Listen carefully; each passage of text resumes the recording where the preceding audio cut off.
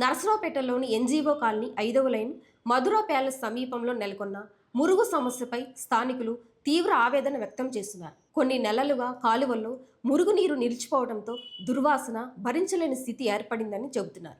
కాలువలు నిండిపోవడంతో మురుగునీరు ఇళ్ల గోడలకు తాగుతూ రోడ్లపైకి పొంగి వస్తుందని, ప్రతిరోజు ఆ నీటిలోని నడవాల్సి వస్తుందని స్థానికులు వాపోతున్నారు. ఈ మురికిపై గతంలో రాకీ న్యూస్ కథనం ప్రసారం చేసిన నేపథ్యంలో కొత్తగా బాధ్యతలు స్వీకరించిన కమిషనర్ స్వయంగా ఫీల్డ్లోకి వచ్చి పరిస్థితి పరిశీలించి వెంటనే మురుగును తొలగించి సమస్యకు శాశ్వత పరిష్కారం చూపాలని అధికారులను ఆదేశించారు. మార్చి 16వ తారీఖున కలెక్టర్ గారికి రిప్రజెంటేషన్ ఇచ్చాము.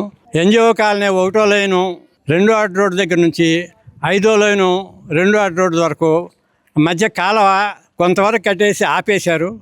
సరే ఫండ్స్ లేక ఆపేశారు అనుకుంటే గతంలో కూడా 2018 దానికి శిలాఫలకం వేశారు. అక్కడ ఆ శిలాఫలకం వేసింది కడతానన్నారు. 2 పక్కన కాలువలు కట్టేసి సిమెంట్ వేస్తామని అన్నారు.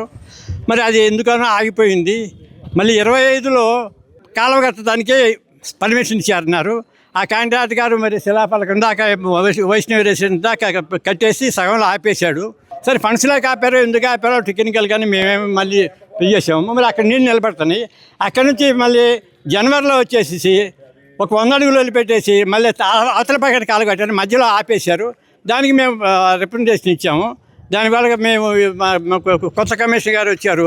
వారి దగ్గరికి చెప్పగానే వెంటనే స్పందించి టీపీఓ గారు, కొత్త కమిషనర్ గారు, అందరూ ఆఫీస్ సిబ్బంది, సచివాలయ సిబ్బంది అందరూ వచ్చేసి వెంటనే పరిష్కరించి కాలువని కింద నుంచి ముందు కచ్చా కాలువ కట్టి అక్కడ నిలబడ్డ నీళ్ళు పంపించే ఏర్పాటు చేయమని చెప్పేసి వాళ్ళు సందేశం ఇచ్చారు.